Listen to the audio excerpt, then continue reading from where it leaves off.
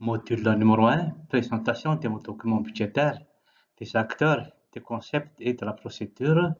Partie 4, structure budgétaire. Maintenant, nous arrivons à la présentation du titre 4 dans lequel sera traitée la structure budgétaire. Les opérations de la loi de finances se répartissent dans 5 cadres.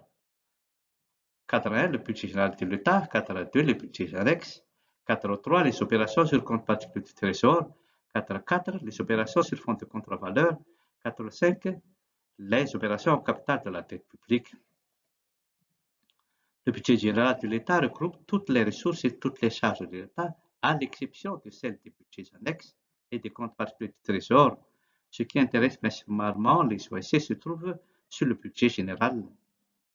Les budgets annexes retracent dans les conditions prévues par une loi de finances les recettes et les dépenses résultant des activités de production et de vente de biens ou de services effectuées par des services de l'État non dotés de la personnalité morale. Les principaux budgets annexes sont celui des postes et des communications et celui de l'imprimerie nationale. Les comptes particuliers du Trésor retracent les recettes et les dépenses d'opérations de développement économique et social d'intérêt national exécutées par des services publics de l'État non dotés de la personnalité morale. Les comptes particuliers du Trésor peuvent prendre des formes différentes. Par exemple, le Fonds commun éducation est un compte d'application spéciale qui retrace les interventions financières des PTF dans le secteur de l'éducation. Les opérations sur fonds de contre-valeur retracent les dépenses d'investissement et le fonds de fonctionnement financé par des fonds constituant contrepartie des aides extérieures en nature.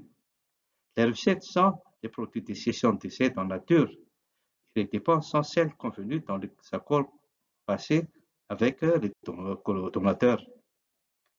Les opérations capitales de la dette publique retracent en recettes le montant initial des emprunts et des dépenses, le montant des amortissements du principal de la dette.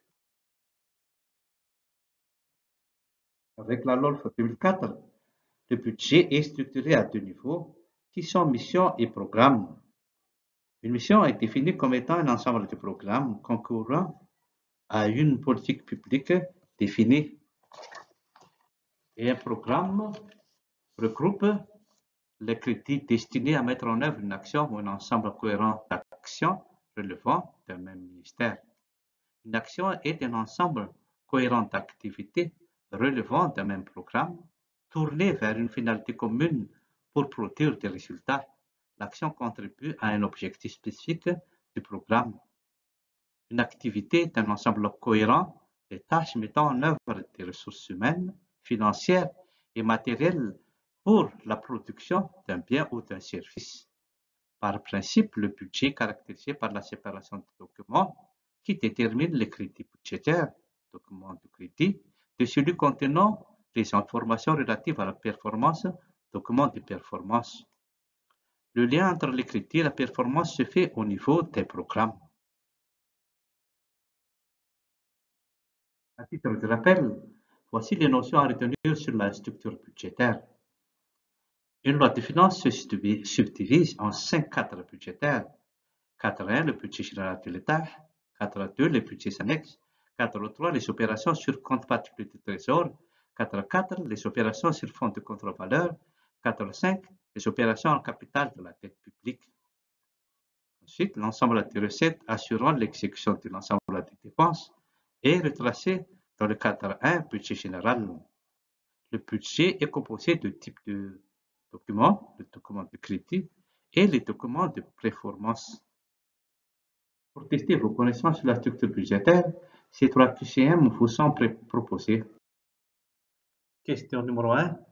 Quelles sont les recettes qui constituent le cadre 1, budget général? Petit a, emprunt intérieur et extérieur. Petit b, impôts, douanes, recettes non fiscales et les dons. Petit c, recettes spéciales prévues par une loi de finances. Question numéro 2. En matière de structuration du budget, petit a, une mission comprend un ensemble de programmes et un programme regroupe les crédits destinés A. Mettre en œuvre une action. Petit b. Un programme comprend un ensemble de missions et une mission regroupe les crédits destinés à mettre en œuvre une action. Question numéro 3. La loi des finances est divisée en deux types de documents. Petit a. Corps de loi et annexe. Petit b. Document de crédit et document de performance. Petit c. Mission et programme.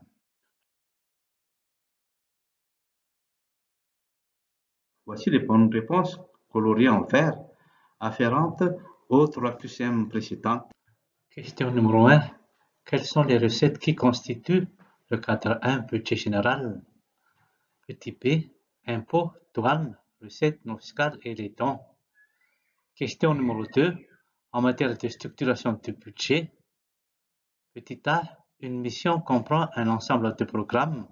Un programme regroupe les crédits destinés à mettre en œuvre une action. Question numéro 3. La loi des finances est divisée en deux types de documents. Petit b. Document de crédit et document de performance.